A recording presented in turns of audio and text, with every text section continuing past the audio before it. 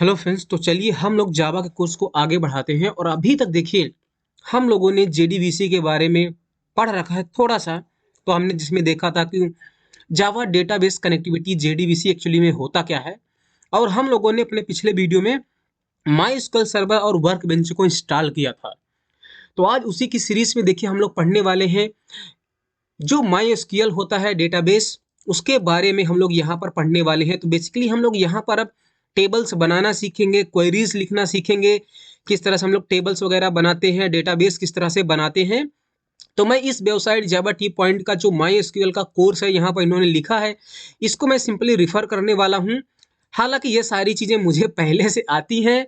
Okay, मैं queries को लिखना नहीं चाहता, बार बार वही सारी चीज़ें, उसमें टाइम लगता है। तो टाइम को बचाने के लिए मैं यहाँ से इसको रिफर करने वाला हूँ। ओके, और जब मैं रिफर कर रहा हूँ तो आप देखोगे किस तरह से आप चीज़ों को सीख सकते हो अपने से।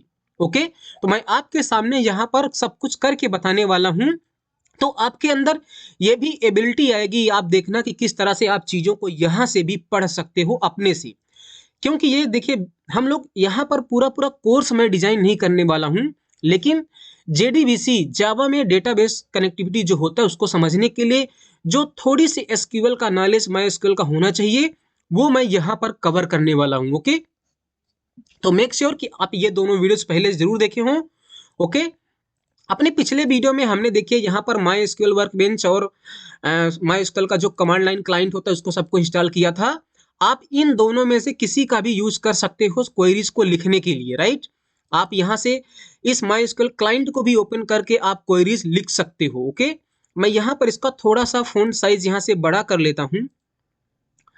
ओके, यहाँ से ऐसे, तो आप यहाँ पर भी आप लिख सकते हो क्वेरी। सबसे पहले मैं यहाँ पर अपना पासवर्ड दूंगा, जो भी आपने पासवर्ड सेट किया रहा होगा। अब यहाँ पर हमारे पास ये हमारा, यहाँ पर हम लोग कनेक्ट हो चुके हैं और यहाँ पर हम लोग अपनी क्वेरीज को लिख सकते हैं।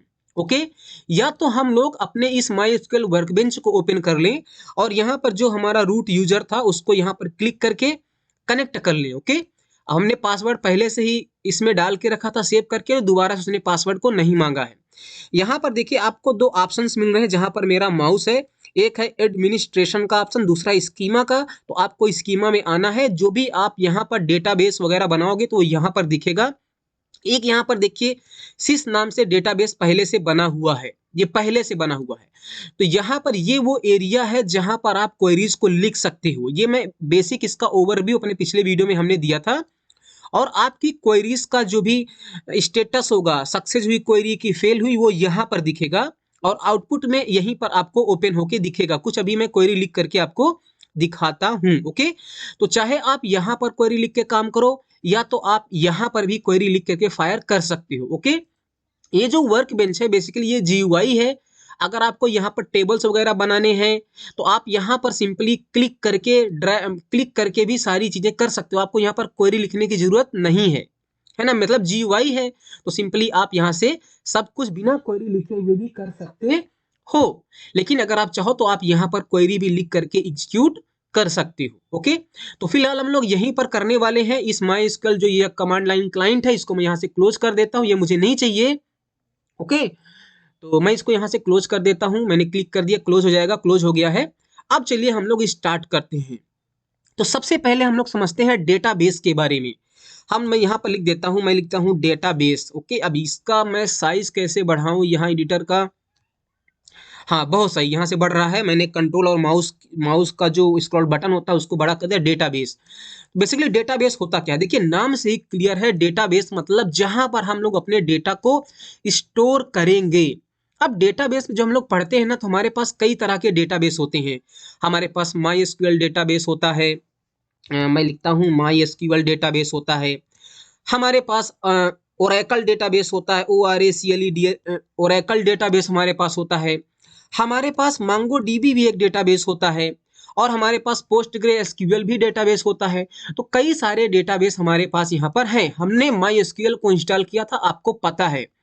तो ये जो हमने डेटाबेस लिखा है ये रिलेशनल डेटाबेस है और ये जो मांगो डीबी डेटाबेस है ये एक डॉक्यूमेंट बेस्ड डेटाबेस होता है, मतलब कि रिलेशनल नहीं होता है।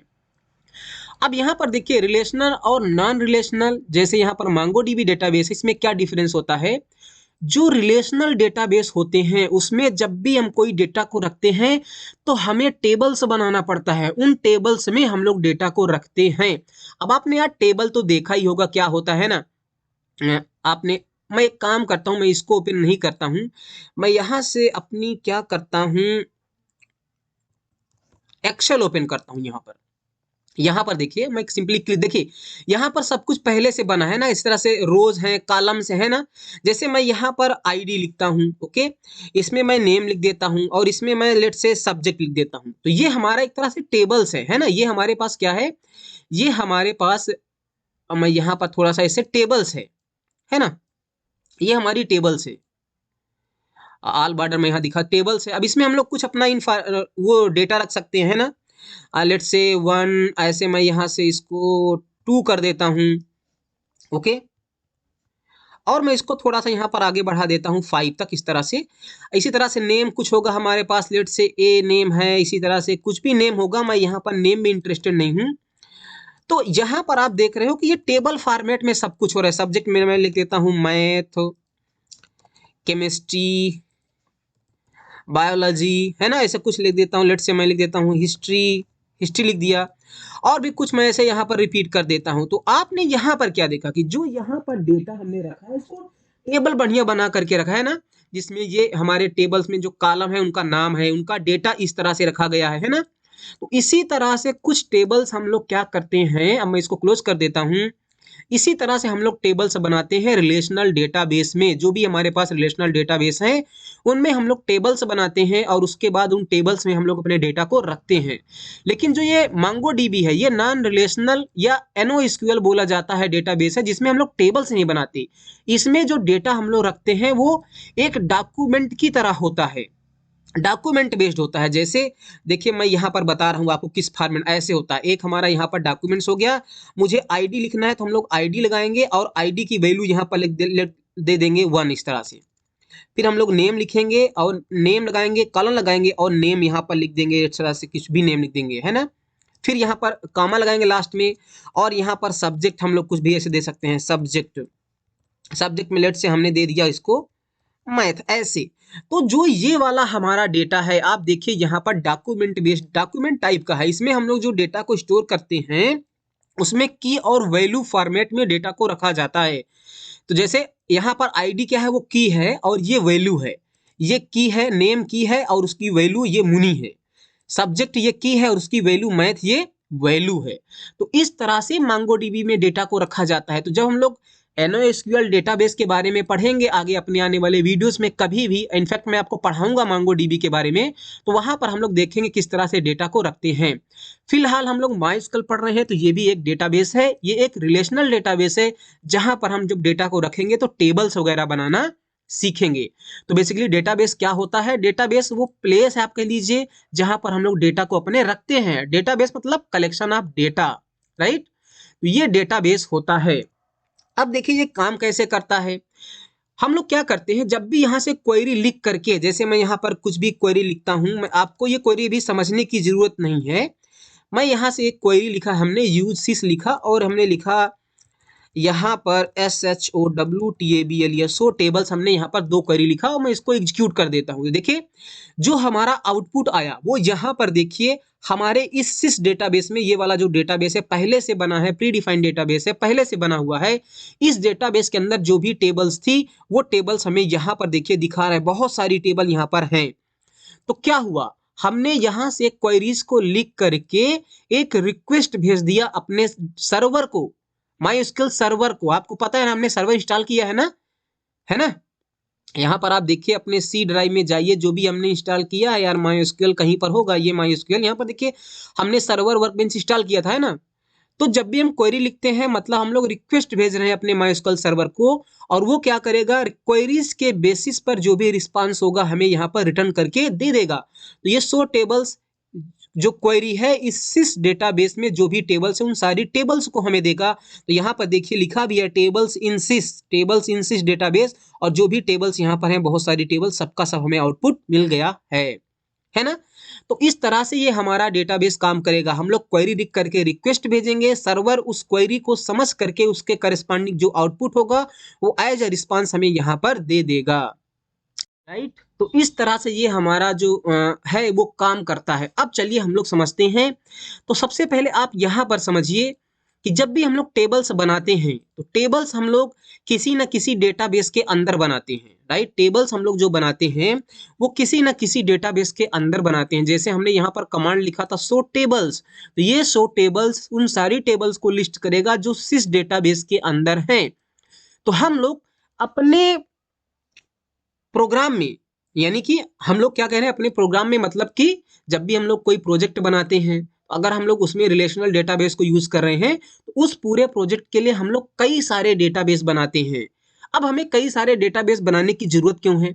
आप खुद समझिए ना यार, कि जब हम लोग एक डेटाबेस के अंदर कई सारी टेबल्स हो सकती हैं। हम लोग डेटाबेस के अंदर क्या बनाते हैं? टेबल्स बनाते हैं।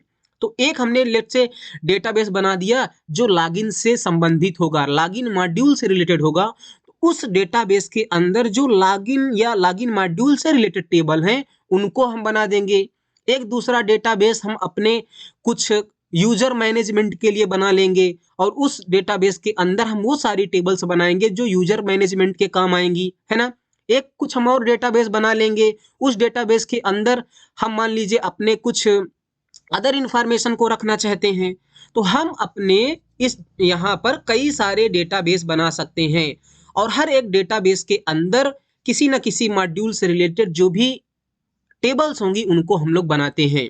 तो टेबल्स जब भी हम बनाएंगे वो किसी न किसी डेटाबेस के अंदर बनाएंगे। तो पहले हमें डेटाबेस बनाना सीखना पड़ेगा कि हम लोग डेटाबेस बनाते कैसे हैं। जैसे यहाँ पर एक पहले से सिस नाम से डेटाबेस बना है ना। अगर मैं यहाँ पर एक कमांड चलाऊं show databases, BASES show databases, अगर मैं यहाँ से कमांड चलाऊं शो डेटाबेसेस तो ये हमें सारे डेटाबेस दिखाएगा। देखिए यहाँ पर 4 डेटाबेस दिखा रहा है, information schema, MySQL, performance schema और सिस डेटाबेस। ये सिस डेटाबेस आपको यहाँ पर दिख रहा है। ये अदर डेटाबेस भी कहीं ना कहीं होंगे।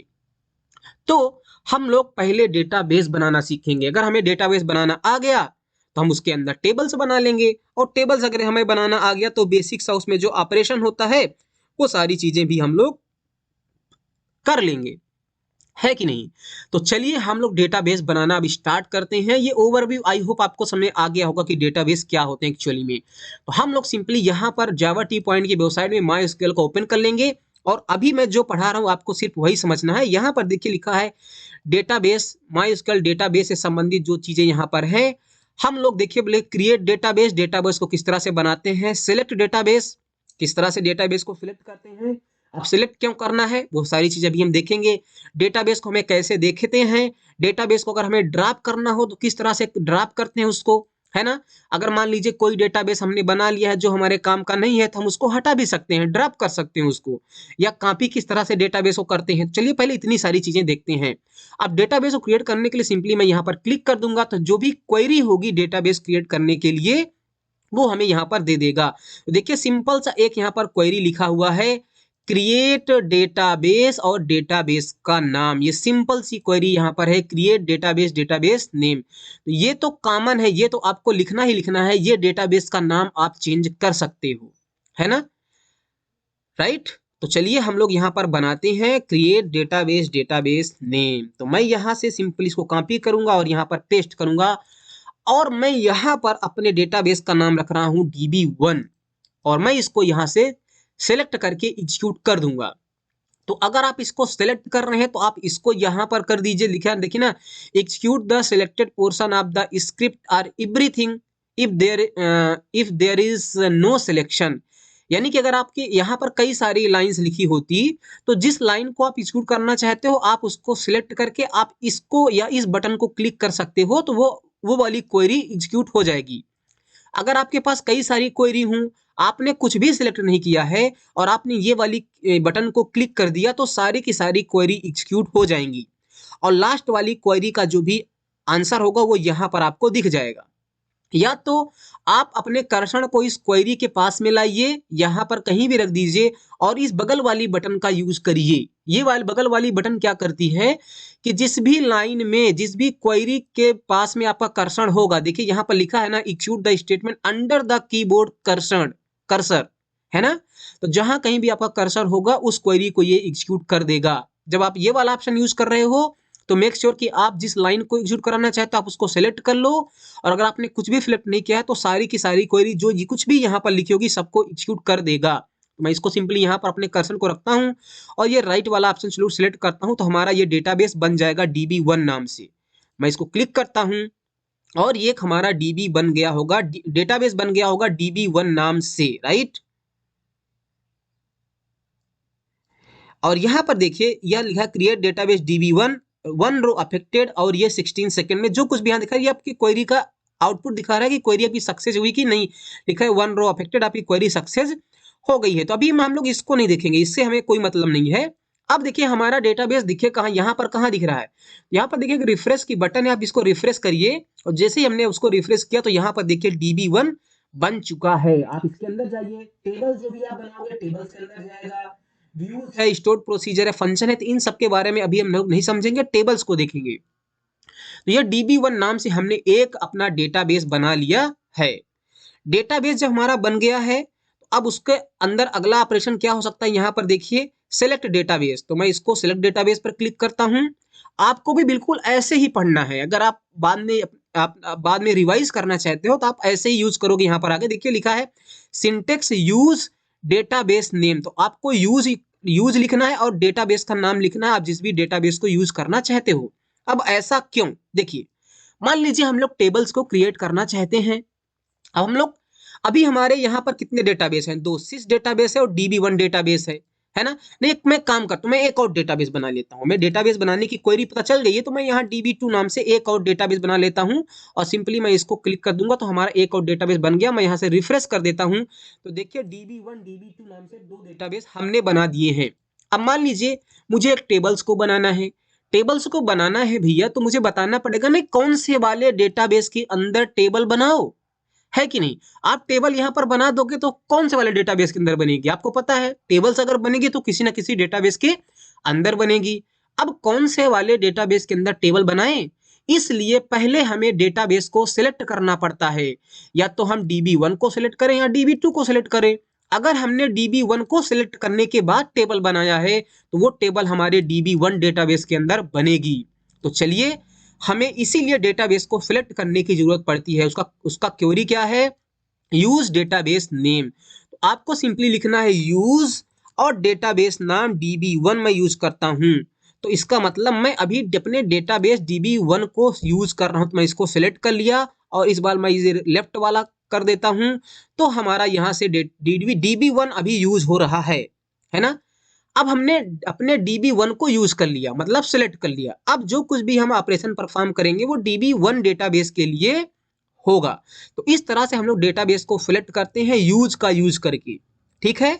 तो आपको डेटाबेस बनाना आ गया, डेटाबेस को सिलेक्ट करना आ गया। डेटाबेस को सिलेक्ट क्यों करते हैं ये भी आपको पता चल गया।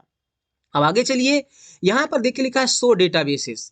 आपके अगर यहाँ पर कई सारे आपने डेटाबेस बना के रखे हैं, आपको देखना है कि कौन कौन से डेटाबेस हमने बना के रखे हैं, तो आप शो डेटाबेसेस ऐसे लिखोगे। ये पूरा पूरा एक क्वेरी है शो डेटाबेसेस में, इसको कॉपी करता हूं। अब इसको ना आप लोअर केस अपर केस कैसे भी लिख सकते हो, ये केस इनसेंसिटिव है MySQL, ओके। तो यहाँ पर लिखा है शो डेटाबेसेस, मैं इसको सिलेक्ट करता हूँ, यहाँ से एग्जीक्यूट कर देता हूँ और यहाँ पर देखिए जितने भी डेटाबेस हैं वो यहाँ पर दिखा रहा है DB1 DB2 और ये 4 तो पहले से बने हैं। तो DB1 DB2 हमने बनाए हैं जो यहाँ पर दिख रहे हैं। समझ में आया बात आपको, बिल्कुल। तो इस तरह से हम लोग डेटाबेस को देख सकते हैं, जितने भी डेटाबेस बने हैं सो डेटाबेसेस, राइट। उसके बाद यहाँ पर देखिए लिखा है ड्राफ्ट डेटाबेस, हम लोग ड्राफ्ट की तरफ चलते हैं और नीचे लिखा है देखिए ड्राफ्ट स्कीमा या फिर डेटाबेस नेम। तो यहाँ पर स्कीमा नहीं, आप डेटाबेस भी लिख सकते हो, ड्राफ्ट डेटाबेस नेम, राइट, इस तरह से। तो मैं इसको कॉपी करता हूँ, ये ड्राफ्ट कर देगा डेटाबेस को। तो मैं यहाँ पर सिंपली कहीं भी मैं क्वेरी को लिख सकता हूँ। अभी हम लोग कहीं भी अभी क्वेरी को लिख सकते हैं, बशर्ते आपको ध्यान रखना है कौन सी वाली क्वेरी को आपको एग्जीक्यूट करना है। तो मैं लेट से यहाँ पर मैं लिखता हूँ DB2। तो इस वाले अगर क्वेरी को मैं एग्जीक्यूट करूंगा तो जो हमारा DB2 डेटाबेस है वो ड्रॉप हो जाएगा, हट जाएगा, डिलीट हो जाएगा एक तरह से समझिए। मैं इसको सेलेक्ट करके ऐसे रन कर देता हूं इसको, तो हमारा जो DB2 डेटाबेस था देखिए इधर से गायब हो चुका है, हट चुका है। और अगर मैं फिर से शो डेटाबेस कर दूं तो आप देखना DB2 डेटाबेस हमें यहाँ पर नहीं मिल रहा है ना। तो हमने डेटाबेस बनाना सीखा, डेटाबेस को सिलेक्ट करना सीखा। सिलेक्ट क्यों करते हैं ये भी पता है, डेटाबेस को देखते कैसे हैं और डेटाबेस को ड्रॉप। ओके, तो चलिए आगे बढ़ते हैं। अभी अगला क्या है, अगला हमारे पास यहाँ पर क्या है, मैं देखता हूँ यहाँ पर कॉपी डेटाबेस। इसको हम लोग अभी नहीं पढ़ेंगे। जब मैं माई स्क्यूएल को बहुत अच्छे से डिटेल में सब कुछ पढ़ाऊंगा तो वहां पर मैं कॉपी डेटाबेस, एक डेटाबेस को हम किस तरह से कॉपी करते हैं। अब कॉपी क्यों करेंगे यार, सिंपल सी बात है, बैकअप वगैरह रखने के लिए, है ना। मान लो अगर हमारा डेटाबेस गलती से कहीं पर डिलीट हो जाए तो बैकअप के तौर पर जो हमने रखा होगा वो हमारा कर देगा, है ना। अगर आप सीखना चाहते हो डेटाबेस को कॉपी किस तरह से करते हैं तो आप इस स्टेप को यहाँ पर आके फॉलो करो, इसको पढ़ो। यहाँ पर आके देखिए कह रहा है duplicate copy of an existing database, बिल्कुल सही बात है ना। फिर कह रहा है देखे बिल्कुल सही कह रहा है, लास्ट आर फेल्योर के केस में, और यहाँ पर 3 स्टेप इन्होंने बताया है, इन तीनों स्टेप को आपको इसको फॉलो करो, 1 बाय 1 आप डेटाबेस को कॉपी कर लोगे। Simple right. चलिए अब हम लोग यहाँ पर टेबल्स को बनाने की बात करते हैं। हमने डेटाबेस बनाना सीख लिया, डेटाबेस हमारा बन गया है, तो हम लोग टेबल्स को कैसे बनाएंगे। ओके, तो हम लोग अब टेबल्स बनाना सीखते हैं। तो अभी हमारा थोड़ा यार इंटरनेट ही स्लो हो गया है।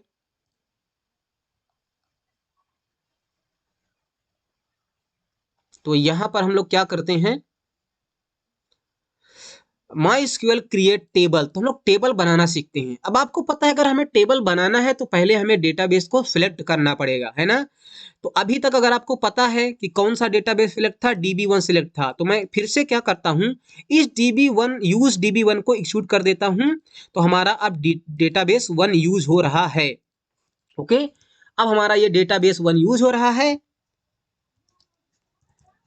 राइट। तो अब हम जब टेबल बनाएंगे तो हमारे DB1 डेटाबेस के अंदर यहाँ पर बनेगा, जो टेबल्स बनेंगी ये टेबल्स वाले ऑप्शन में यहीं पर आपको दिखेगा।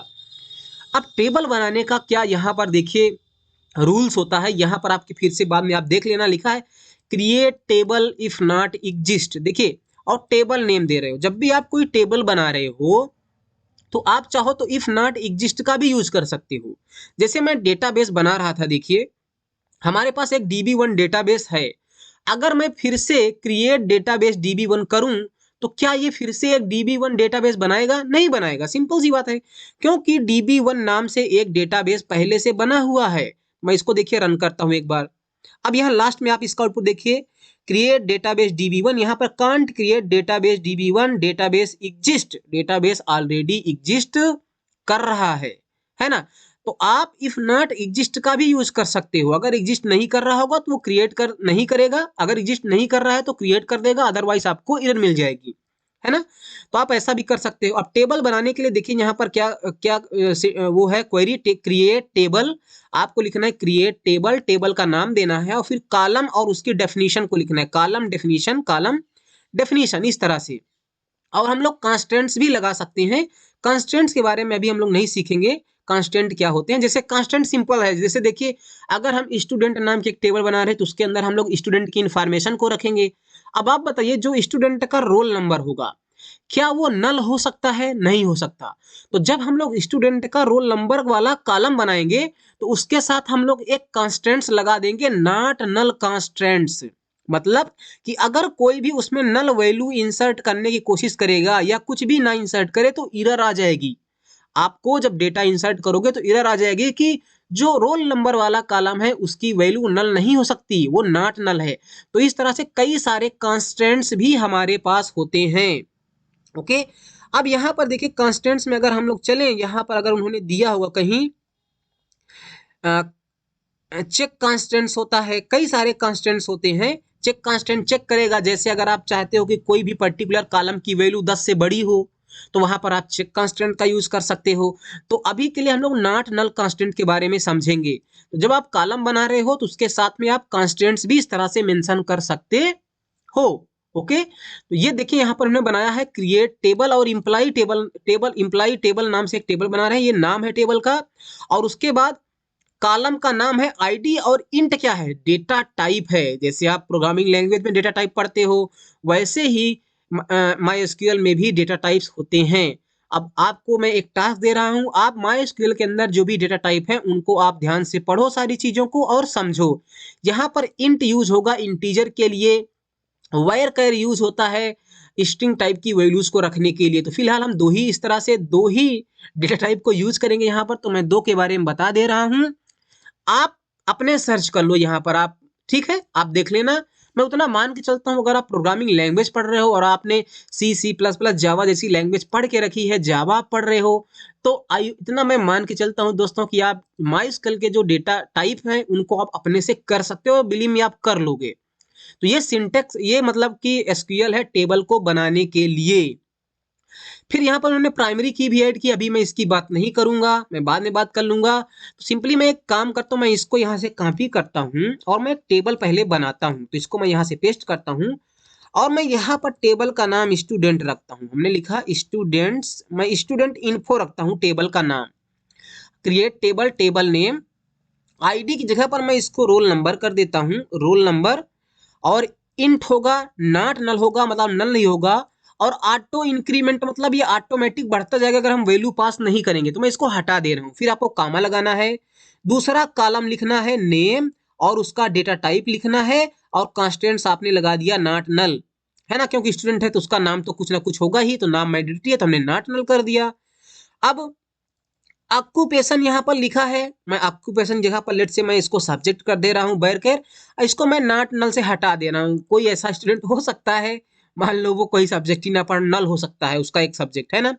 एज है इंट है, नॉट नल, स्टूडेंट की एज भी अगर हमें चाहिए या ना चाहिए तो आप इसको नॉट नल हटा दीजिए, और ये प्राइमरी की भी यहाँ से हटा दीजिए आप ऐसे। तो यहाँ पर देखिए किस तरह से क्वेरी लिखा गया है, create table, table name, column definition, constants, column name, column definition और constants, column name, column definition, comma लगाते जाना, लास्ट वाला लिखना है एज है और इंट है, उसका कॉलम डेफिनेशन है, और यहाँ पर कोई भी कांस्टेंट नहीं है, और लास्ट वाले कॉलम के आगे आप यहाँ पर कामा मत लगाना। ये सिंटेक्स है, ओके। तो मैं इसको एग्जीक्यूट करता हूं, और यहाँ पर अभी हमने यूज डेटाबेस किया था, एक बार मैं और कर देता हूं, हमारे डेटाबेस 1 को यूज करो, और उसके बाद जब हमारा डेटाबेस 1 यूज हो रहा है तो उसके अंदर ये वाली टेबल बना दो। मैं इसको रन कर देता हूं। अब जैसे हमने रन किया तो हमारा टेबल बन गया होगा। आप उसके आउटपुट के लिए इसका जो यहाँ पर है ये देख सकते हो, देखिए जीरो रे अफेक्टेड, यहाँ पर कोई भी एरर नहीं आ रही है, मतलब हमारी टेबल बन गई होगी। अब इसको मैं नीचे ही रहने दूंगा और हमारी टेबल बन गई। तो मैं इसको यहाँ से रिफ्रेश एक बार कर देता हूँ, टेबल्स वाले ऑप्शन को यहाँ से एक्सपेंड करता हूँ, और स्टूडेंट इन्फो नाम से हमारी टेबल बन गई। अगर आपने ध्यान दिया हो तो स्टूडेंट इन्फो में हमने आई कैपिटल किया था, लेकिन सब कुछ यहाँ पर स्मॉल में हो गया ऑटोमेटिक, है ना, है ना। अब यहाँ पर कई सारे ऑप्शंस यहाँ पर है, देखिए यहाँ पर अगर आप इसको क्लिक कर दोगे तो यहाँ पर ये वाली select star from DB1 student info, इस तरह से क्वेरी यहाँ पर दिखा रहा है। मैं इसको क्लोज ही कर देता हूँ। यहाँ पर तो हमारी टेबल एक बन गई, यहाँ पर देखिए स्टूडेंट इन्फो नाम से देखिए टेबल बन गई है ना। तो टेबल बनाना हमने सीख लिया, हालांकि बहुत सारी चीजें हमने डिटेल में नहीं समझी यार, यहाँ पर थोड़ा मिस्टेक हो गया, है ना। तो ये टेबल हमने बना ली। अब ये टेबल बन चुकी है हमारे DB1 डेटाबेस में, आप देख रहे हो। अगर मैं फिर से यही क्वेरी बताइए एग्जीक्यूट कर दूं तो क्या होगा, इधर आ जाएगी, क्योंकि स्टूडेंट इन्फो नाम से टेबल पहले से है। मैं सिलेक्ट करके एग्जीक्यूट करता हूं, देखिए ये रेड मार्क्स लग गया ना यहाँ पर नीचे, हाँ, तो याद रखना, है ना। और यहाँ पर देखिए हमारे पास एक टेबल स्टूडेंट इन्फो नाम से आ चुकी है। अब जब टेबल बन गई, हमारे टेबल बनाना सीख लिया, तो आगे बढ़ते हैं। टेबल बनाने के बाद ना अल्टर टेबल, टेबल को किस तरह से अल्टर करते हैं ये बहुत ही इंपॉर्टेंट है। अब टेबल को अल्टर करने से मतलब क्या हुआ, मान लीजिए मुझे उसमें एक और कॉलम ऐड करना, add a column in the table, या कॉलम ऐड करने के बजाय हमें मान लीजिए मल्टीपल कॉलम ये ऐड करने का है ना। और नीचे जाइए, modify column in the table, किसी भी कॉलम का जो डेटा टाइप है उसे हमें मॉडिफाई करना है। मान लीजिए जैसे हमारा जो ये नेम था, इसका साइज हमने वायर 45 दिया था, अभी हमें 50 करना है, तो कैसे करेंगे, ये मॉडिफाई वाला कॉलम हम लोग, मॉडिफाई वाला एसक्यूएल कमांड जो है हम लोग यूज कर सकते हैं। या किसी भी पर्टिकुलर कॉलम को ड्रॉप कैसे करते हैं, जैसे हमने जो टेबल बनाई उसमें 4 कॉलम है, मैं चाहता हूं कि यार ये हमें एज नहीं रखना है स्टूडेंट इन्फो टेबल में, हमें इस एज वाले कॉलम को डिलीट करना, हटा देना है, ड्रॉप कर देना है, ड्रॉप कर देना है। तो कैसे करेंगे? तो ये ड्रॉप वाला हम लोग यूज करेंगे। उसके बाद और नीचे चलिए, rename column in the table. मान लीजिए किसी भी कॉलम को हमें रीनेम करना हो किसी भी टेबल के, तो उसको लोग हम ये वाला यूज कर लेंगे। टेबल के नेम को ही रीनेम करना हो तो हम लोग इसको यूज कर लेंगे। सब कुछ यहाँ पर लिखा गया है ना। तो यहाँ पर चलिए वन बाय वन करके हम लोग देखते हैं। अब जैसे अगर हमें कॉलम ऐड करना है तो हम लोग ये वाला अल्टर टेबल टेबल, है ना, हम लोग कैसे लिखेंगे, कैसे लिखेंगे, alter table table name, add नया वाला कॉलम नेम, उसकी डेफिनेशन और कांस्टेंट्स, इस तरह से हम लोग करेंगे। तो चलिए हम लोग एक कॉलम पहले ऐड करते हैं अपने टेबल में। इस टेबल में मुझे कॉलम को ऐड करना है। तो क्वेरी मैं यहीं पर पेस्ट कर लेता हूं, कोई दिक्कत नहीं है। टेबल का नाम है हमारे स्टूडेंट इन्फो, मैं इसको कॉपी करता हूं और स्टूडेंट इन्फो हमारे टेबल का नाम है। अब मान लीजिए इसमें हमें एक कॉलम क्या ऐड करना है, रोल नंबर, नेम हो गया, सब्जेक्ट हो गया, ये हो गया। और लेट से मैं यहाँ पर एड्रेस वाला कॉलम ऐड करता हूँ, ADD लिख देता हूँ, ARE, मैं ऐसे लिख देता हूँ, नहीं तो मैं लिखता हूँ स्टूडेंट एड्रेस, इस तरह से मैं लिख देता हूँ वेयर केयर 40। और ये नल हो सकता है, हम कॉन्स्टेंट्स हटा दे रहे हैं। और इसका साइज एड्रेस है तो लेट से मैं यहाँ से 60 कर दे रहा हूँ। ओके, इस तरह से हम लोग किसी भी टेबल में कॉलम को ऐड करेंगे। तो मैं इसको यहाँ से देखिए रन कर देता हूँ सिलेक्ट करके। और जब सिलेक्ट करके रन करेंगे हम लोग, अब हमें कैसे पता चलेगा कि हमारा जो टेबल था उसमें एक कॉलम ऐड हो गया? तो मैं आपको बताऊं एक और कमांड, आप किसी भी टेबल के को डिस्क्राइब, DESC मतलब डिस्क्रिप्शन देख सकते हो, DESC लिखिए और टेबल का आप नाम लिखिए। क्या लिखा आपने? डिस्क्राइब कर दो हमारी इस टेबल को। तो ये क्या करेगा, इस टेबल का जो भी स्कीमा है वो दिखाएगा। मैं इसको रन कर देता हूं और आप अब यहां पर ध्यान से देखिए इसको क्या कर, देखिए रोल नंबर है जो इंटीजर टाइप का है, नल हो सकता है, नल नो है, मतलब कि ये नल नहीं हो सकता, कि कोई भी नहीं है, डिफॉल्ट वैल्यू कुछ भी नहीं, एक्स्ट्रा कुछ भी नहीं है ना। अभी अभी जो हमने स्टूडेंट एड्रेस वाला कॉलम ऐड किया था, देखिए ये वेयर केयर 60 और नल हो सकता है, यही तो हमने ऐड किया था। तो इस तरह से आप किसी भी टेबल को डिस्क्राइब करके उसके इस पूरे स्कीमा को, जो कॉलम है उसके पूरे डेटा टाइप को भी, वैल्यू नल है कि नहीं, सब कुछ यहाँ से देख सकते हो। तो आपको क्या कमांड, कौन सा वाली क्वेरी एक्सिक्यूट करना पड़ेगा? DESC डिस्क्राइब टेबल नेम, इस तरह से। तो जो हमने एक कॉलम अभी अभी ऐड किया, स्टूडेंट एड्रेस, वो यहाँ पर है लास्ट में, आप देख सकते हो।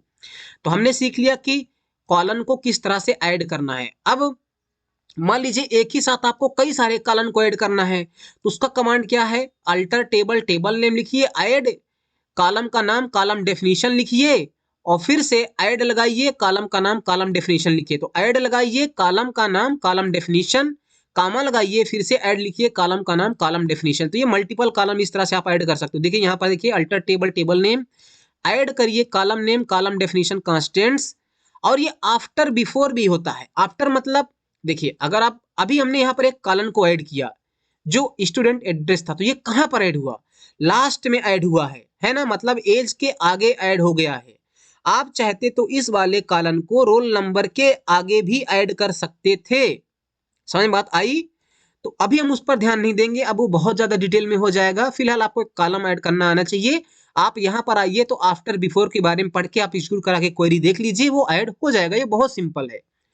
ओके, अब मॉडिफाई के बारे में हम लोग देखते हैं। मॉडिफाई के लिए देखिए क्या लिखा है, alter table table name, modify column name और कॉलम डेफिनेशन, है ना। मॉडिफाई क्या करेगा, किसी भी कॉलम के जो डेटा टाइप है उसके साइज को आप क्या कर सकते हो, मॉडिफाई कर सकते हो। तो ये था, ये क्या था, ऐड करने के लिए कॉलम था। अभी मैं यहाँ पर इसको पेस्ट करता हूँ क्वेरी को, अपनी टेबल का नाम मैं लिखता हूँ स्टूडेंट इन्फो और यहाँ पर मॉडिफाई कर दो। चलिए मैं जो हम जो बात कर रहे थे सब्जेक्ट की, या सब्जेक्ट की बात कर रहे थे, उसका साइज क्या है, वेयर कर 35। मान लीजिए मैं इसको 35 50 करना चाहता हूँ। तो कॉलम क्या नाम है, सब्जेक्ट है, तो मैं लिखूंगा सब सब्जेक्ट, सब हो गया, वेयर कर 50 मैं कर दूंगा, है ना, ऐसे। तो देखिए यहां पर इसका ये जो साइज है वेयर कर 35 है वो 50 हो जाएगा अभी। तो हमने कैसे कॉलम को मॉडिफाई किया, alter table table name, modify का यूज किया और कॉलम का नाम लिखा, जिस भी कॉलम का साइज हमें चेंज करना है, और कॉलम डेफिनेशन देते समय हम उसके साइज को 35 से इंक्रीज करके 50 कर सकते हैं। मैं इसको इस क्वेरी को रन करता हूँ। रन करने के बाद फिर से मैं डिस्क्राइब कर दूंगा। तो आप देखिए जो हमारा सब्जेक्ट था उसका साइज क्या हुआ, वो उसका साइज 50 हो गया। अभी ये क्या है, नल है, उसकी जो उसका कांस्टेंट्स है वो नल है, यस है, मतलब कि इसकी वैल्यू, सब्जेक्ट की वैल्यू नल हो सकती है। हम चाहे तो क्या यहाँ पर नॉट नल ऐसे लिख सकते हैं, नॉट नल कांस्टेंट्स हमने लगा दिया। फिर से मैं इसको एग्जीक्यूट कर देता हूँ, फिर से मैं इसको डिस्क्राइब कर देता हूँ, और देखिए जो इसकी पहले वैल्यू यहाँ पर यस थी अब नो हो गई। अब ये नल नहीं हो पाएगा, मतलब जब आप डेटा को इंसर्ट करोगे इस टेबल में, तो सब्जेक्ट की वैल्यू नल नहीं बल्कि आपको सब्जेक्ट की वैल्यू देना ही पड़ेगा। तो इस तरह से आप किसी भी कॉलम को मतलब कि मॉडिफाई कर सकते हो, राइट। अब ड्रॉप करना हो, ड्रॉप करना बहुत ही सिंपल है। आप क्या लिखना है, alter table table name drop column column name, simple. तो यहां पर मैं इस क्वेरी को फिर से मैं यहां पर पेस्ट करता हूं। तो हम क्या लिखेंगे, alter table table name drop column column name. कौन से वाले कॉलम को हम लोग ड्रॉप करें, हम लोग लेट से सब्जेक्ट को ही ड्रॉप कर देते हैं, तो मैं लिखूंगा सब। तो ये क्या करेगा, हमारे सब कॉलम को ड्रॉप कर देगा। मैं इसको रन कर देता हूँ। रन करने के बाद मैं फिर से डिस्क्राइब कर देता हूँ। आप देखो कि जो हमारा सब कॉलम था वो गायब ही हो चुका है, ठीक है, हमने ड्रॉप कर दिया। रिनेम कैसे करते हैं कॉलम को, कॉलम को रिनेम करना हो तो देखिए, alter table table name change column, change column, कस्ट यूजर नेम, ये तो मतलब ओल्ड कॉलम नेम है, ये न्यू कॉलम नेम है, और फिर न्यू कॉलम नेम के आगे डेफिनेशन और वैल्यू, उसकी मतलब जो भी कांस्टेंट्स आपको लगाना है, मैं बताता हूं करके आपको। देखिए यहां पर टेबल का नाम हमारे क्या है, स्टूडेंट इन्फो, ऐसे।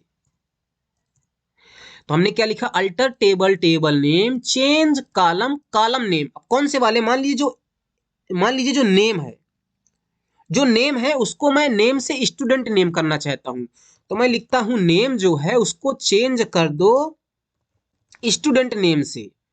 और वेयर कैर जो इसका 45 है मैं वही दे सकता हूं, आप चेंज भी कर सकते हो। मैं यहाँ पर लेट से 50 कर देता हूं, और इसका जो नलवल वैल्यू था वो नो था तो नॉट नल कर देता हूं, है ना। तो इस तरह से हमने क्या लिखा, alter table table name change column name, change column column name, name को आप चेंज कर दो स्टूडेंट नेम से, और कॉलम की डेफिनेशन और कांस्टेंट्स। मैं इसको एग्जीक्यूट कर देता हूं, और यहाँ पर ऐसे देखिए नेम जो था वो स्टूडेंट नेम बन चुका है। साइज हमने पहले कुछ था, हमने 50 कर दिया तो 50 हो चुका है, और नॉट नल की वजह से यहाँ पर नो है।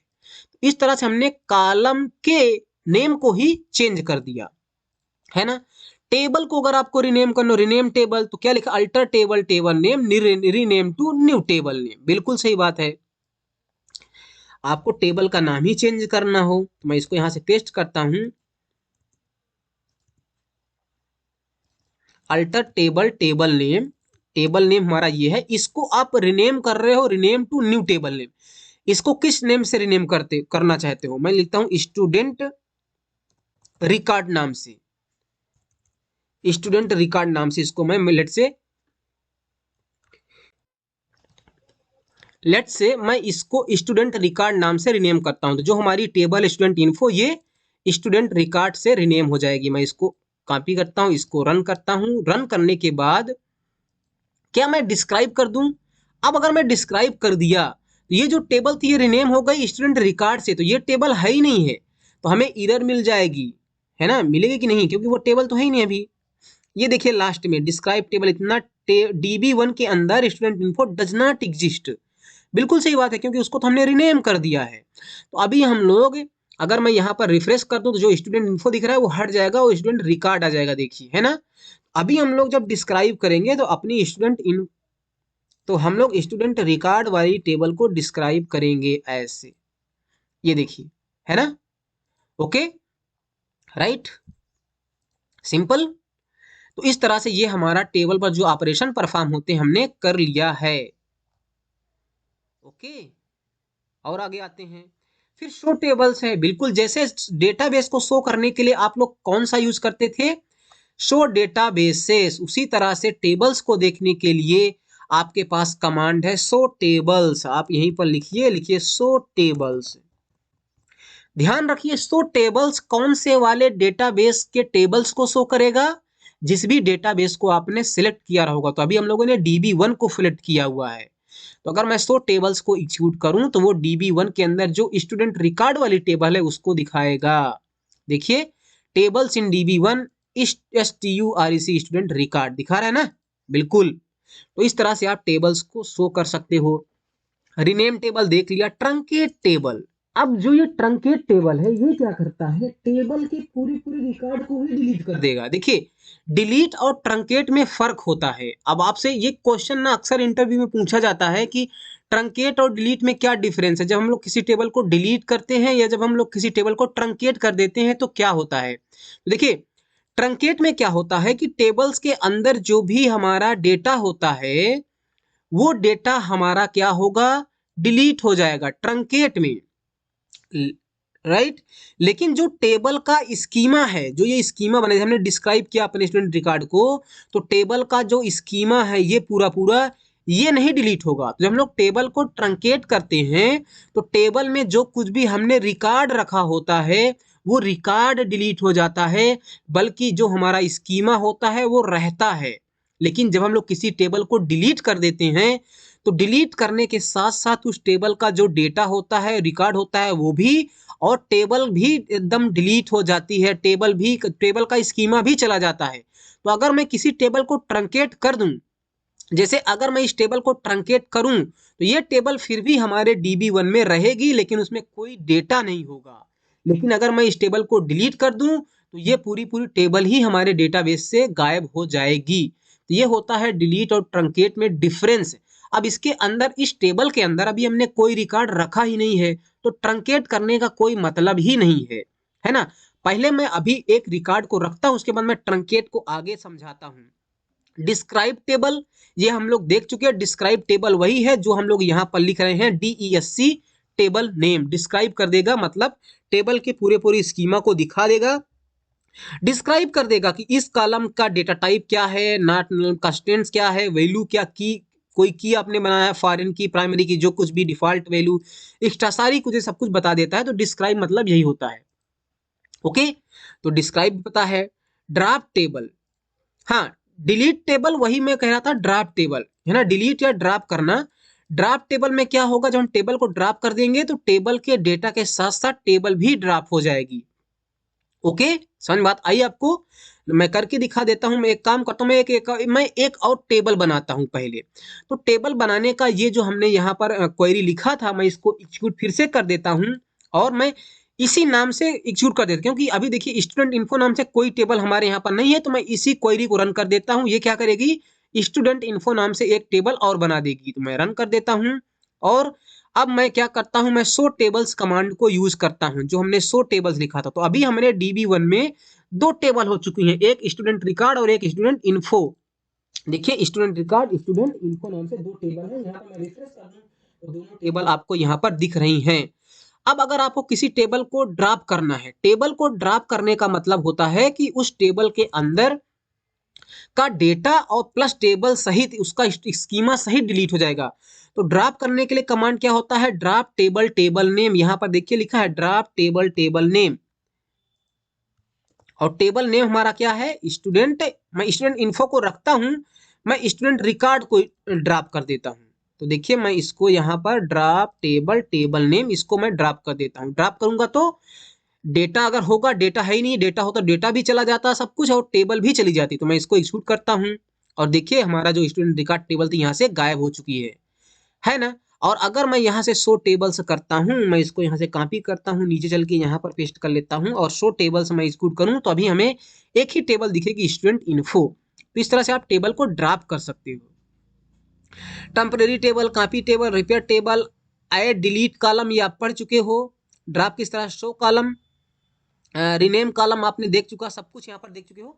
ये जो कुछ चीजें हैं अभी मैं इसको छोड़ रहा हूँ, ये बहुत ज्यादा इंपॉर्टेंट नहीं है। ओके, अब हम लोग क्वेरीज पर आते हैं यार। सिंपल से हम लोग टेबल में डेटा किस तरह से इंसर्ट करेंगे।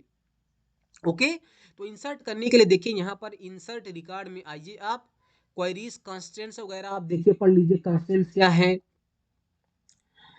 देखिए, the constants in the MySQL is used to specify the rule that allows or restrict what values data will be stored in the table. बिल्कुल सही बात लिखा हुआ है ना। आप चाहते हो किसी भी कॉलम की वैल्यू 100 से ऊपर हो तो आप वहां पर कांस्टेंट्स लगाओगे, चेक कांस्टेंट लगा सकते हो, है ना। तो कांस्टेंट्स इसीलिए यूज होते हैं। आप यहाँ पर आओ और कांस्टेंट्स के बारे में अच्छे समझ करके पढ़ो, और कई सारे कांस्टेंट्स यहाँ पर अवेलेबल होंगे। हर एक कांस्टेंट के बारे में पढ़ो। देखिए, नॉट नल कांस्टेंट्स, इसको हमने यूज किया, इसकी वैल्यू कभी भी नल नहीं हो सकती, डिफॉल्ट है। चेक कांस्टेंट के बारे में पढ़िए, बहुत इंपॉर्टेंट है। ऑटो इंक्रीमेंट, ये क्या करेगा, वैल्यू को ऑटोमेटिक इंक्रीमेंट करता रहेगा अगर आप वैल्यू उसकी नहीं प्रोवाइड कर रहे हो, है ना, वैल्यू को बढ़ाता जाएगा। यूनिक क्या, इंडेक्स का इनम क्या, फॉरेन की है, प्राइमरी की है, आप इन सब के बारे में पढ़िए। ठीक है, मैं इंसर्ट रिकॉर्ड पर आता हूं अभी।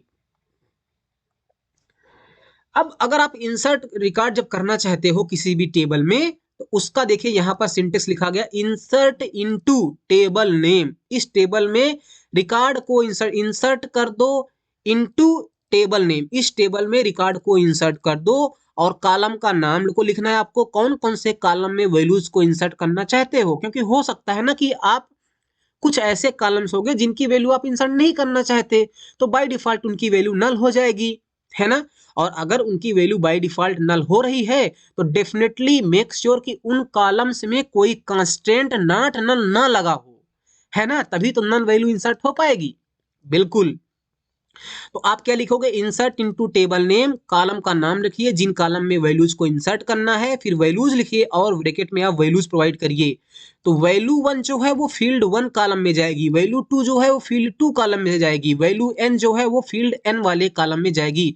तो करस्पॉन्डिंग फील्ड्स की वैल्यू इस तरह से आपको मेंशन करना है। समझ बात आई। तो चलिए मैं यहाँ पर आता हूँ, और हमारे पास यहाँ पर एक स्टूडेंट इन्फो नाम की टेबल है। तो मैं क्या करता हूँ, मैं इसके ऊपर आता हूँ, मैं लिखूंगा insert into table name, table का नाम मैं यहाँ से कॉपी करता हूँ, और टेबल नेम के आगे हम यहाँ पर कॉलम लिखेंगे, इस ब्रैकेट में वैल्यूज, और इसमें वैल्यूज को लिखेंगे। कॉलम में मैं लिखता हूँ रोल नंबर, रोल नंबर कामा, मैं यहाँ से कॉपी कर करके लिखूंगा ताकि यहाँ पर मिस्टेक ना हो। कॉलम का नाम आप सही लिखें, नेम, है ना।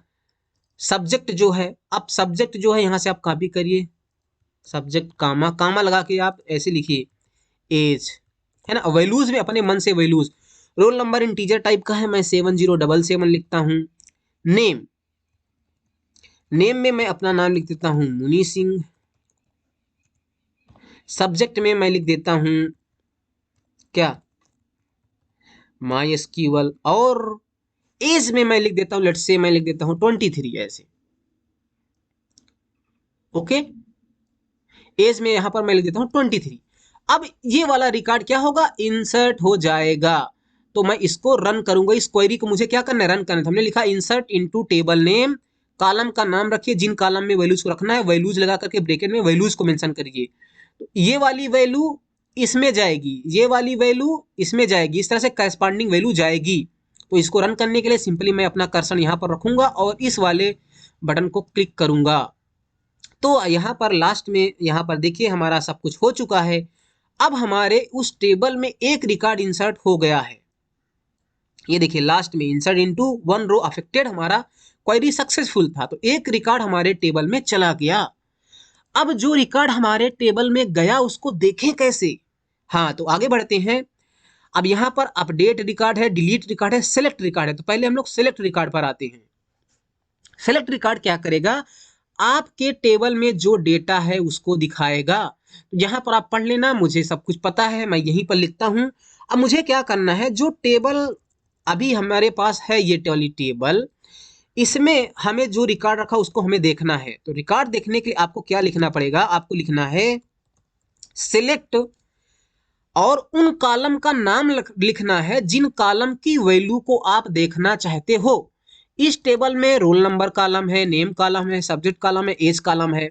मान लीजिए मुझे रोल नंबर की वैल्यू देखना है, तो मैं लिखूंगा सिलेक्ट रोल नंबर और कामा लगाऊंगा और नेम। मान लीजिए मुझे 2 कॉलम की वैल्यू देखना है, तो देखिए आपको मल्टीपल कॉलम जब सिलेक्ट कर रहे हो तो कामा से सेपरेट करना है। तो आप लिखना है select roll number comma name from लिखना है। फिर ये सब कुछ ऐसे ही लिखना है आपको। देखिए ये सब एक कीवर्ड्स टाइप के हैं ना, सिलेक्ट है, फ्रॉम है, ये सब आपको याद रखने हैं, ऐसे लिखना है।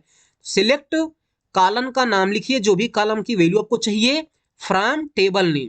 तो select column name from table name, तो हमने 2 कॉलम को सिलेक्ट किया है, तो इन कॉलम की वैल्यू हमें मिल जाएगी। मैं इसको रन करता हूं और देखिए उस टेबल में से जो रोल नंबर था और जो नेम था, उन दोनों कॉलम की वैल्यू हमें रोल नंबर नेम यहाँ 7077 मुनी सिंह मिल रहा है ना। अगर हमें सारे कॉलम की वैल्यू चाहिए तो हम लोग यहाँ पर सारे कॉलम का नाम लिख सकते हैं। तो जैसे यहाँ पर रोल नंबर था, नेम था, सब्जेक्ट था, एज था, तो मैं यहाँ पर कामा लगाता हूँ, सब्जेक्ट लिखता हूँ, एज लिखता हूँ। अब इन कॉलम का ऑर्डर आप चेंज कर सकते हो, आगे पीछे कर सकते हो बड़े आराम से। ओके, तो मैं इसको एक्सक्लूड करता हूँ, तो सारे कॉलम की वैल्यू हमें यहाँ पर मिल रही है ना। आप चाहे तो नेम को पहले कर दो, नेम को मैं यहाँ से हटा देता हूँ, नेम में यहाँ का, तो नेम वाला कॉलम पहले आ जाएगा। मैं इसको रन करता हूँ, देखिए नेम, रोल नंबर, सब्जेक्ट और एज सब कुछ यहाँ पर दिख रहा है। अब मान लीजिए हमारी टेबल में 100 कॉलम होते और मुझे उन 100 कॉलम की वैल्यू को देखना है, तो क्या आप उन 100 कॉलम का यहाँ पर नाम लिखते? बेवकूफ़ी हो जाएगी ना, क्योंकि बहुत टाइम लग जाएगा।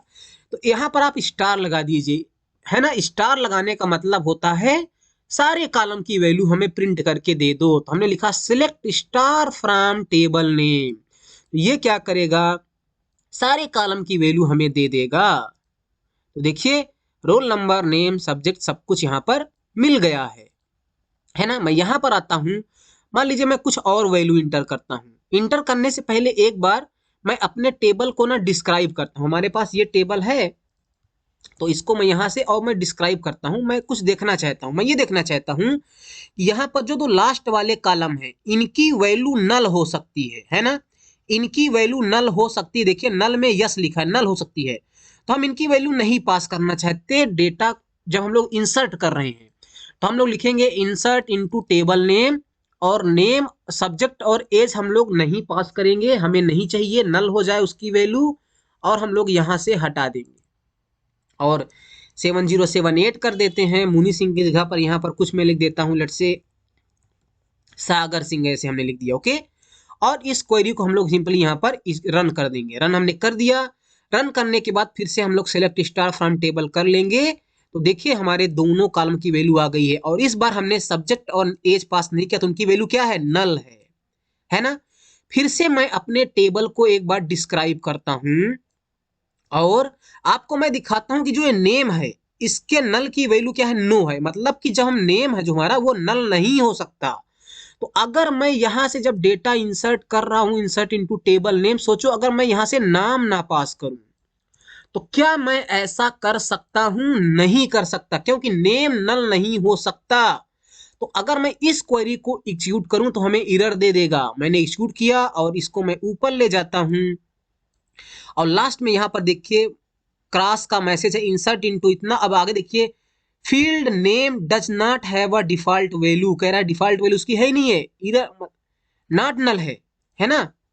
तो आप उसकी मतलब कि नेम को आपको पास करना ही पड़ेगा। तो मैं लिखता हूं नेम, और यहां से मैं करता हूं 7079 कामा, लेट से मैं यहां पर लिख देता हूं, मैं लिख देता हूं संजय, अपने एक और फ्रेंड का नाम मैं लिख देता हूं, और मैं इसको यहाँ से इंसर्ट कर देता हूं। इंसर्ट करने के बाद फिर से मैं सिलेक्ट स्टार फ्रॉम स्टूडेंट कर लूंगा, और देखिए तीनों रिकॉर्ड्स यहाँ पर आ चुके हैं। इसी तरह से अगर मुझे इंसर्ट करना है सब्जेक्ट की वैल्यू भी, और मान लीजिए सब्जेक्ट मुझे इंसर्ट करना है और मैं एज इंसर्ट नहीं करना चाहता, तो भी कोई बात नहीं है। सब्जेक्ट में आप यहाँ पर लिखिए कि लेट्स से ओरेकल डेटाबेस आप लिख दीजिए, राइट। तो आप यहाँ पर 3 वैल्यूज इंसर्ट कर रहे हो, और फिर से आप सिलेक्ट स्टार फ्रॉम करिए। तो हमने देखिए हमने क्या किया है, नेम सेम कर दिया था संजय, है ना, और यहाँ पर डेटाबेस का नाम और रोल नंबर भी सेम हमने सब कुछ कर दिया था। तो यहाँ पर हमने गलती से क्या किया कि रोल नंबर और नेम संजय सेम कर दिया है ना। तो अभी हम लोग इसको इंप्रूव करेंगे, हमने जानबूझ के गलती की है। अब और समझिए, मान लीजिए अगर आप यहाँ पर रोल नंबर मेंशन नहीं करना चाहते, आप यहाँ पर रोल नंबर जो हम सॉरी रोल नंबर नहीं, कॉलम का नाम जो हमने लिखा था टेबल के आगे, आप अगर वो नहीं लिखना चाहते, तो ये जो वैल्यूज आप पास कर रहे हो, ये सारी की सारी वैल्यूज आप ऐसे पास कर सकते हो। जैसे 70, इस बार मैं यहाँ पर 6 कर देता हूं, और यहाँ पर मैं लिख देता हूं ऋषि और यहाँ पर मैं लिख देता हूँ मांगो डीबी। अगर मैं इसको ऐसे रन करता हूँ, देखिए यहाँ पर ऐसे, और मैं फिर से एक बार क्या करता हूँ, इसको मैं यहाँ से सिलेक्ट कर देता हूँ, तो जो हमने रिकॉर्ड इंसर्ट करने की कोशिश की वो क्या रिकॉर्ड हमारा इंसर्ट हुआ था, देखिए यहाँ पर ये वाली लाइन में है ना, can't create date detail exist, select star for row return. Okay, यहाँ पर हमने मैसेज नहीं देखा था क्या हुआ था हमारे साथ। मैं एक बार क्या करता हूँ, 7076 वाला डेफिनेटली डेटा हमारा इंसर्ट नहीं हुआ था, है ना। मैं एक काम करता हूँ, इसको मैं यहाँ आता हूँ, फिर से मैं इस क्वेरी को एग्जीक्यूट करता हूँ। देखिए तो यहाँ पर ये एरर दे रहा है, कह रहा है कि इंसर्ट इतना इतना column count does not match value count at row 1। बिल्कुल सही, क्या कह रहा है, जो कॉलम काउंट है इसमें 4 है, लेकिन वैल्यू आपने 3 ही प्रोवाइड किया है।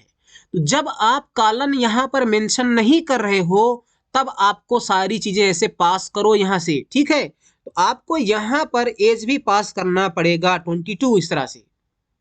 समझ बात आई। फिर से मैं इसको क्या करता हूँ, एग्जीक्यूट कर देता हूँ। देखिए इस बार हमारा इंसर्ट हो गया है। मैं इसको सिलेक्ट करता हूँ और मैं इसको रन करता हूँ। देखिए 7076 ऋषि मांगो डीबी 22 सब कुछ आ गया है। तो मैं ये भी आपको बताना चाह रहा था।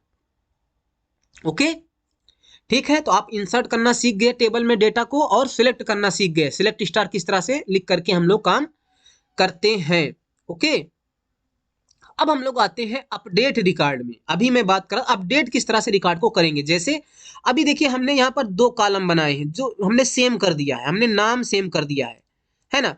तो स्टूडेंट का जो नेम होगा किसी भी यूनिवर्सिटी में या कॉलेज में नाम सेम हो सकता है, लेकिन क्या जो उसका रोल नंबर है क्या वो सेम हो सकता है? नहीं हो सकता। तो हम लोग क्या कर सकते हैं, इस डेटा को अपडेट भी कर सकते हैं। चलिए पहले मैं नाम को अपडेट करता हूं। ओके, नाम को मैं अपडेट करता हूं। अब मैं अगर नाम को अपडेट कर रहा हूं तो हमें सिर्फ और सिर्फ इसी पर्टिकुलर वाले का ही हमें नाम अपडेट करना है ना। आपको समझ में आ रहा है? जैसे नहीं, कहीं मैं काम करता हूं, पहले मैं अपडेट को आपको सिंपल तरीके से बताता हूं।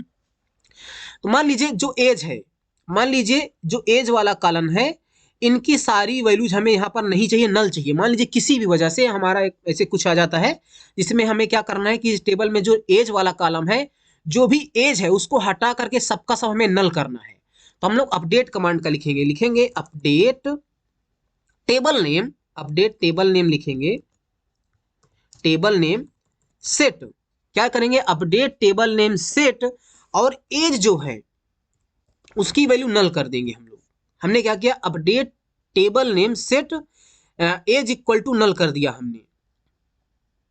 यहां देखिए अपडेट टेबल नेम सेट करिए, column 1 new value 1, column 2 new value 2 से कामा लगा लगा के आप कर सकते हो। वेयर क्लास भी आप यूज कर सकते हो। तो अभी मैं वेयर क्लास नहीं यूज कर रहा हूं। यहां पर देखिए हमने लिखा अपडेट टेबल नेम सेट कर दो, अपडेट कर दो इस टेबल को, और सेट कर दो एज की वैल्यू नल। तो ये जितने भी एज वाला जो कॉलम है, एज वाला जो कॉलम है, सारी की सारी जो 23 है 22 सबको नल कर देगा, क्योंकि हमने यहाँ पर कोई कंडीशन नहीं लगाई है ना। अगर मैं इसको बोलूं कि ठीक है जिसका रोल नंबर 7076 है उसके एज की वैल्यू नल कर दो, तो ये क्या करेगा, इसी वाले रोल नंबर का जिसका रोल नंबर 7076 है उसके एज की वैल्यू नल करेगा। लेकिन हमने यहाँ पर कोई कंडीशन नहीं लिखी है, इसलिए सारे के सारे वैल्यूज को नल कर देगा। मैं इसको एक्सक्यूट करता हूं और उसके बाद फिर से मैं सेलेक्ट स्टार वाला कर देता हूं। देखिए okay, you are using safe update mode and you try to update a table. कह रहा है कि आप यहाँ पर सेफ अपडेट मोड की बात कर रहा है। मैं इसको एक काम करता हूँ, एक्सपेंड करके मैं पढ़ लेता हूँ क्या कह रहा है ये। तो देखिए यहाँ पर इधर दे रहा है, जब मैं इसको क्या कर रहा हूँ, अपडेट करने की कोशिश कर रहा हूँ तो ये अपडेट नहीं कर रहा है, नहीं कर रहा है। चलिए हम लोग इसके इधर मैसेज को ध्यान से पढ़ते हैं और इधर को मतलब जो अपडेट नहीं कर रहा है उसको समझते हैं। देखिए कह रहा है कि अपडेट इतना, इधर you are using safe update mode and you try to update a table. इसको मैं एक्सपेंड कर लेता हूँ। ओके, एक्सपेंड हो नहीं रहा है, मैं काम करता हूँ, मैं इसको कॉपी करता हूँ। तो सिंपली मैं इसको हाईलाइट कंट्रोल सी कर लेता हूं। कंट्रोल सी करने के बाद मैं इसको नोटपैड प्लस प्लस में ओपन करता हूं। ध्यान से देखना, ऐसी एरर जब भी आपको आएंगे परेशान नहीं होना है, एरर को ध्यान से समझना है। देखिए मुझे भी ये एरर अभी अभी मिली है, मैं समझता हूं इसको। अपडेट सिग्निफिकेंस इतना कह रहा है, you are using a safe update mode and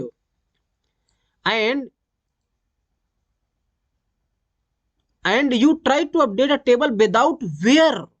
हाँ देखिए कह रहा है without where that uses a key column. बिल्कुल सही कह रहा है कि आपने वेयर क्लास का यूज नहीं किया है और आप एक टेबल को अपडेट करने की कोशिश करना चाह रहे हो, और आप क्या कर रहे हो, आप सेफ अपडेट मोड को भी यूज कर रहे हो।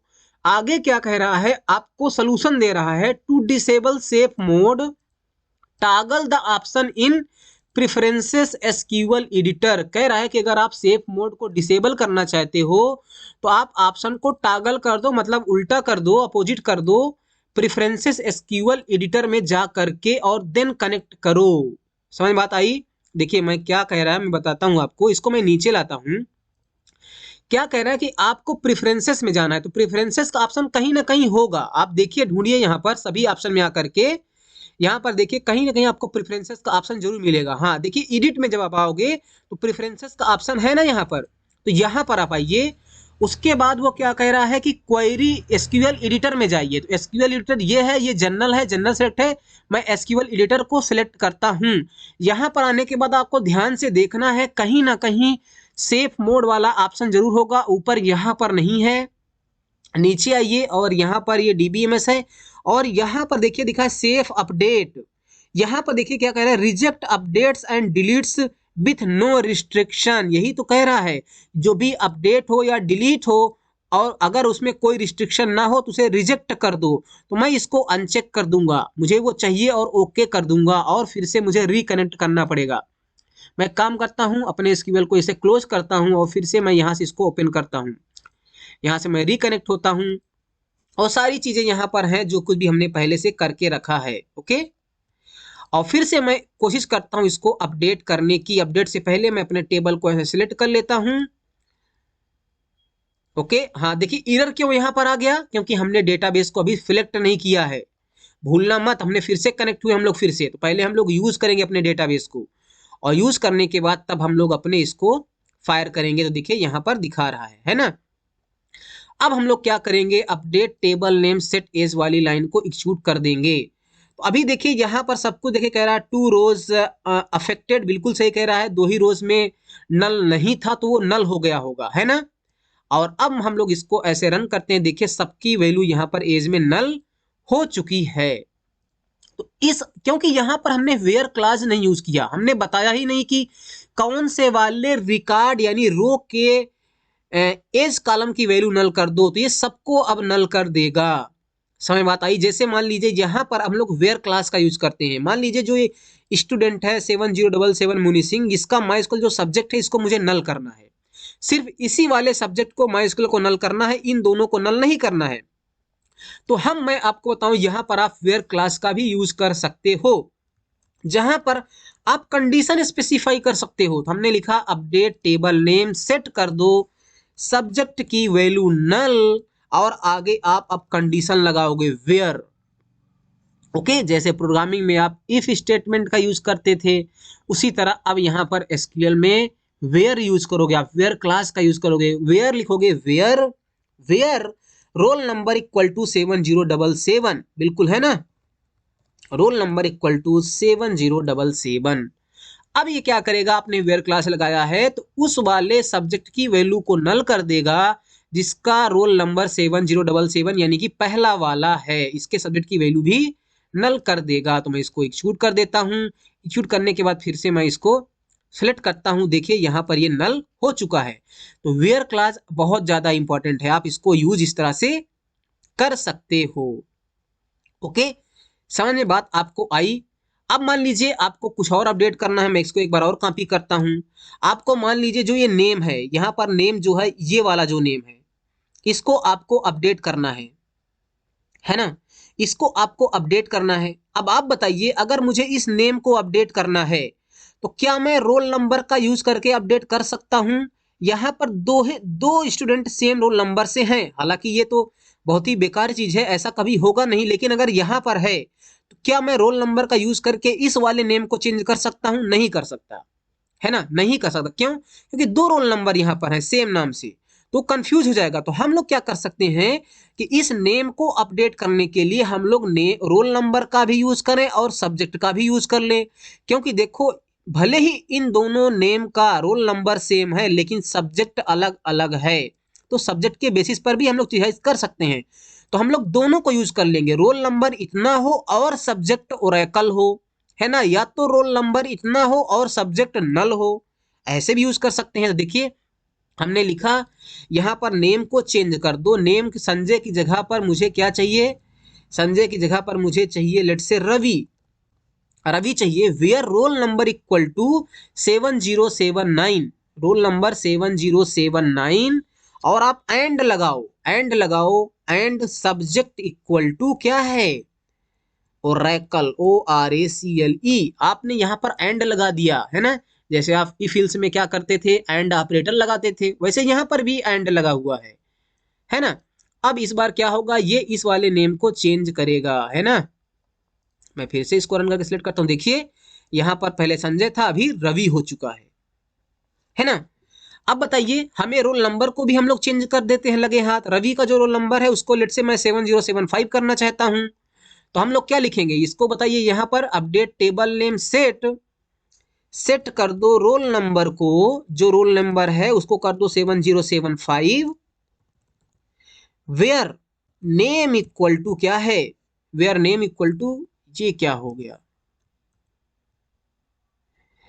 सेट कर दो 7075, वेयर नेम इक्वल टू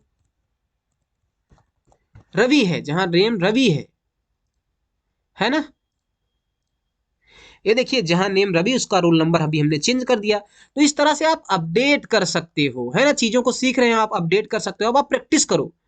जब आप यहां पर अपडेट कर रहे हो ना, तो आप यहां पर आओगे, यहां पर माई स्क्वेल कंडीशंस में देखिए यहाँ पर कई सारे आपको एंड आर, एंडर, boolean, like, in operator, any, exist, not, not equal, is not null, between, ये सारी चीज बहुत इजी है, आप सीखो इनको। आपको सिंपल क्वेरी शूट करना है बस। ओके, आई होप कि आप सीख लोगे इन सब के बारे में। बहुत इजी है यार, सिंपल। ये ऑपरेटर्स दी हैं, चेक करना है नल है कि नहीं है ना, आप समझ जाओगे सारी चीजें। तो आपने अपडेट कर, इंसर्ट करना, फ्लेट करना, अपडेट करना, डिलीट करना। किसी पर्टिकुलर रिकॉर्ड को डिलीट करना है तो क्या लिखोगे? Delete from table name where condition, delete from table name where condition.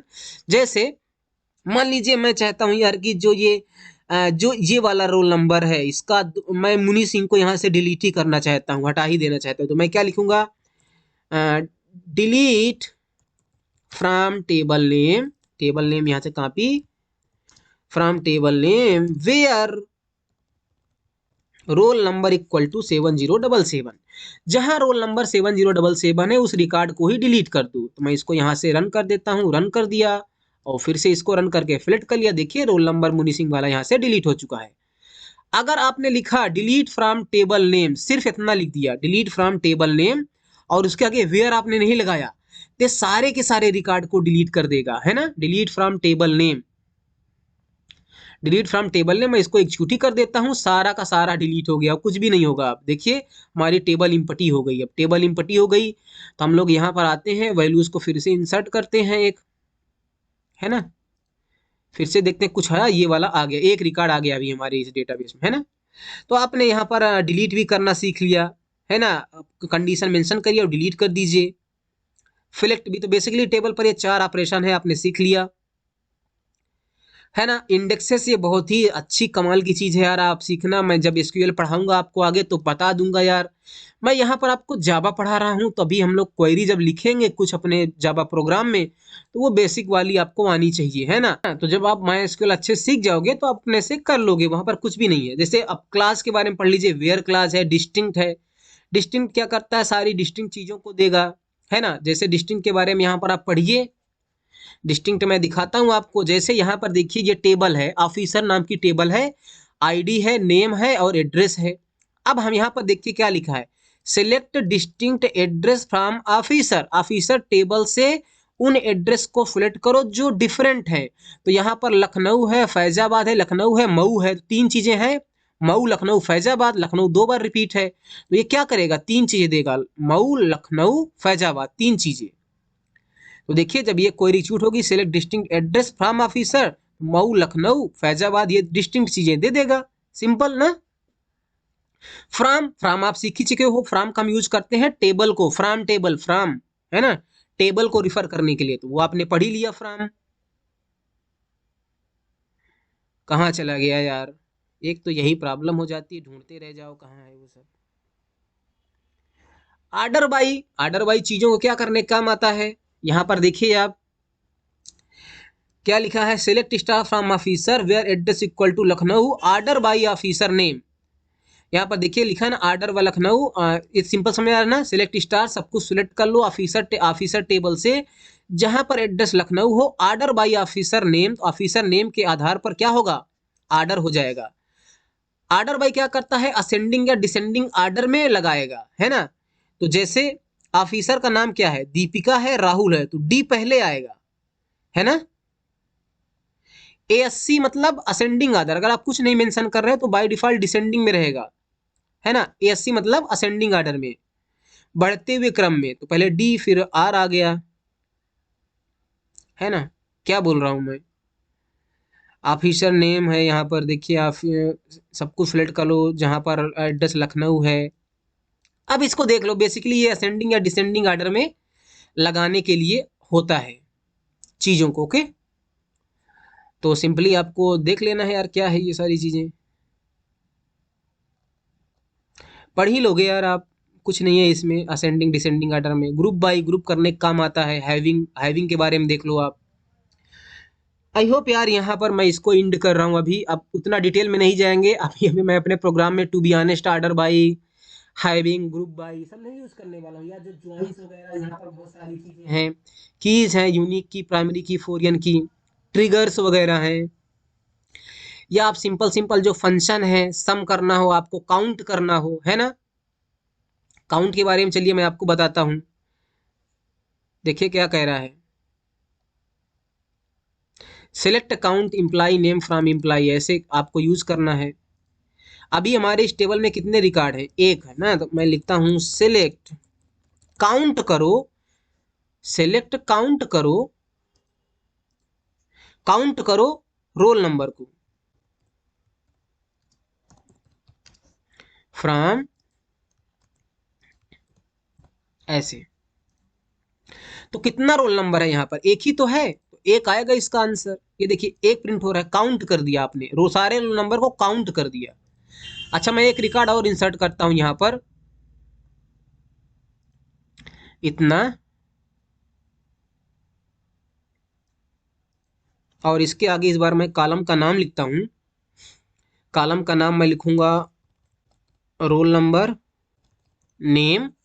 दो चीजें मैंडेटरी, तो मैं रोल नंबर नेम पास करूंगा बस, है ना। ऋषि की जगह पर सागर,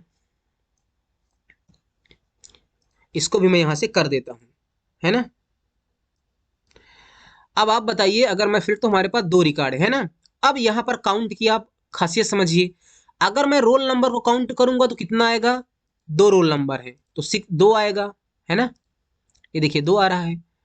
अगर मैं अगर मैं रोल नंबर की बजाय अगर मैं रोल नंबर की बजाय अब मैं सब्जेक्ट को काउंट करूं, SUB, तो यहां पर कितने सब्जेक्ट है, एक है, एक नल है, तो यहां पर आउटपुट क्या आएगा, एक आएगा, क्योंकि वो एक नल था तो उसको काउंट नहीं करेगा वो। तो इस तरह से आप काउंट का यूज कर सकते हो। समझ में बात आया।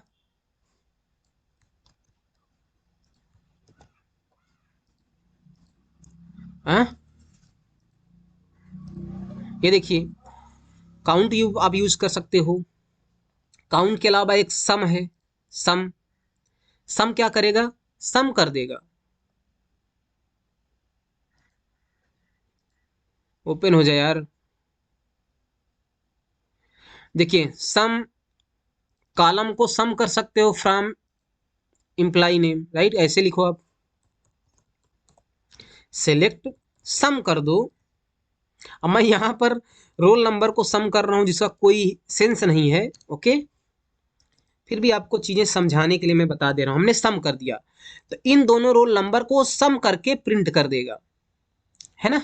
ऐसे सम फंक्शन का आप यूज कर सकते हो। देखिए select sum roll number from student क्या कह रहा है,